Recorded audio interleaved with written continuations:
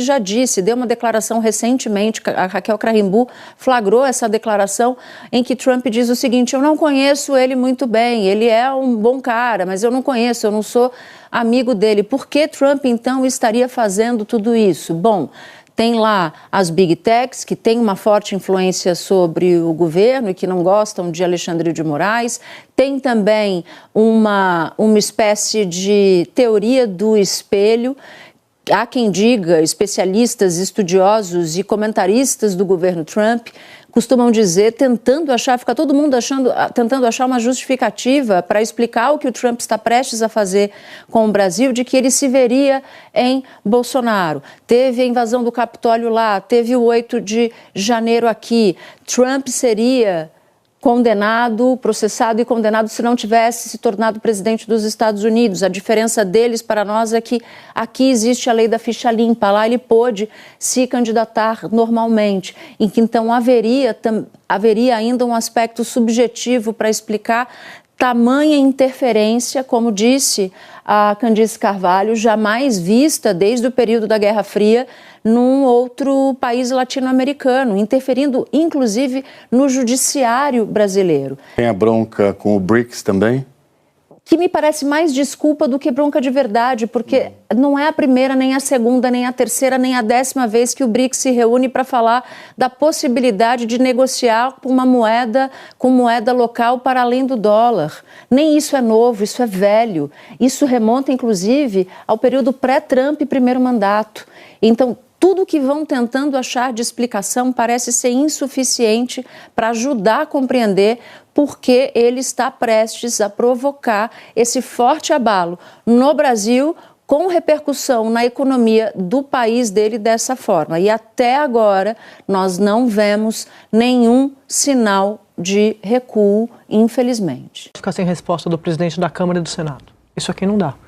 Porque a gente fala de reações que eles têm, às vezes, para uns comedida, para outras tímida, para outras insuficiente, para outras inapropriadas. Isso aqui é uma ameaça frontal. Então, eles foram citados, eles têm que responder à altura. Merval, boa tarde para você. Boa tarde a todos. Eu acho que ele é abusado, né?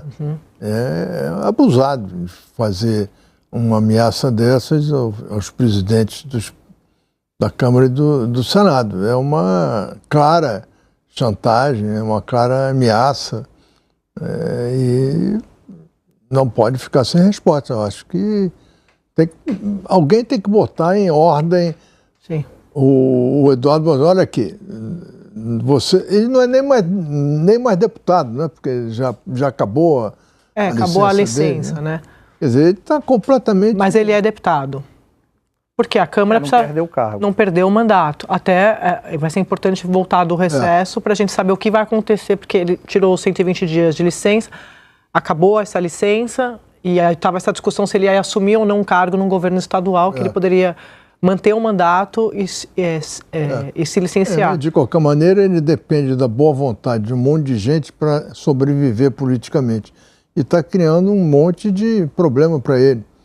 Porque além de uma resposta retórica, o Hugo Mota pode simplesmente prejudicar a tentativa dele de virar secretário. Por exemplo, pode dizer que não está dentro das regras, que ele não pode ser deputado, secretário at large nos Estados Unidos e tal.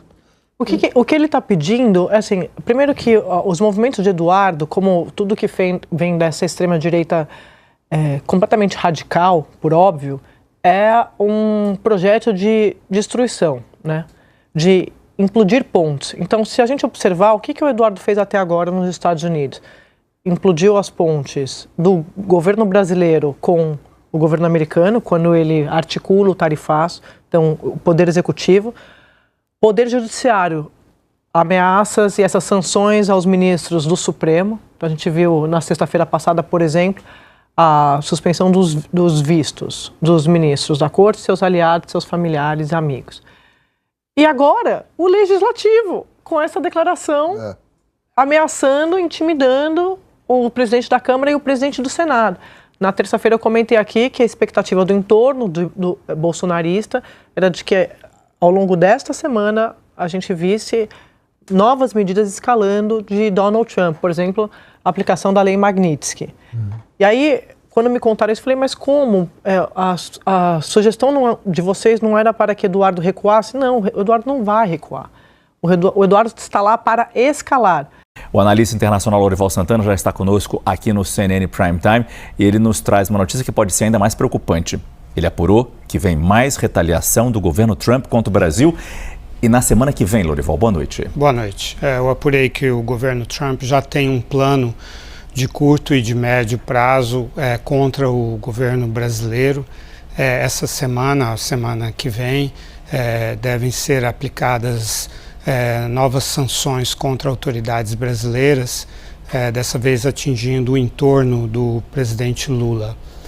Segundo eu apurei, o presidente Lula e a primeira-dama Janja não serão pessoalmente atingidas, mas autoridades de alto nível do Palácio do Planalto devem perder o direito ao visto nos Estados Unidos e em seguida também devem ser adotadas novas sanções contra os ministros do STF que têm votado pelas punições ao ex-presidente Jair Bolsonaro e também às mídias sociais, às redes sociais.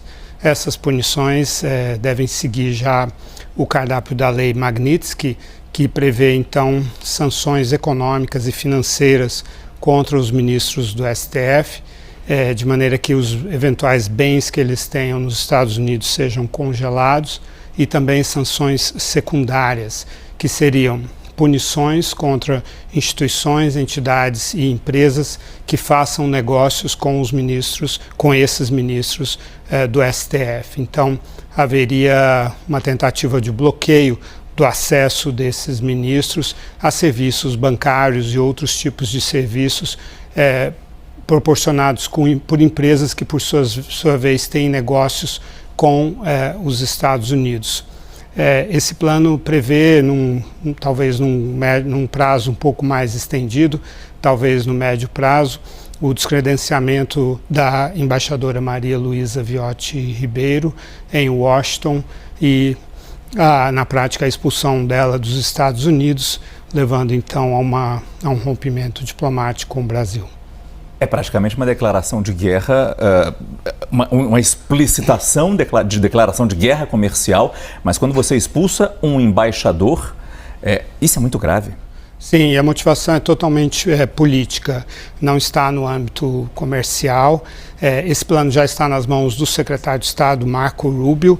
Ele prevê uma escalada em fases, porque eles sabem que o governo brasileiro vai reagir a cada um desses passos que o governo americano vai dar, e aí eles seguem com o passo seguinte, mas o objetivo é sim o rompimento de relações com o Brasil. E a motivação é porque o presidente Trump pretende impor um alinhamento ideológico e político sobre as Américas. Ele está começando com o Brasil, mas, de acordo com a minha apuração, a partir dos resultados obtidos com o Brasil, ele deve dirigir a mesma tática contra o México e a Colômbia, ou seja, os governos de países mais importantes, governados pela esquerda, devem então ser atingidos dessa forma. Rapidamente, Lorival, nosso tempo aqui já acabou, mas quando você disse que o governo deve reagir, é porque as sanções são tão graves ou mais graves do que as que foram impostas até agora de 50%. Quando o governo pensou, será que a gente reage, será que não? Vamos tentar negociar. Aqui não tem negociação. Não. A tarifa de 50% será mantida, mas toda essa frente, esse cardápio é um cardápio político realmente e exatamente para provocar as reações do governo brasileiro e seguir nessa escalada. Muito obrigado, Lorival Santana, nosso analista de internacional que trouxe essa informação importante. Ele pode voltar a qualquer momento com outros detalhes dessa apuração. Obrigado, Lorival.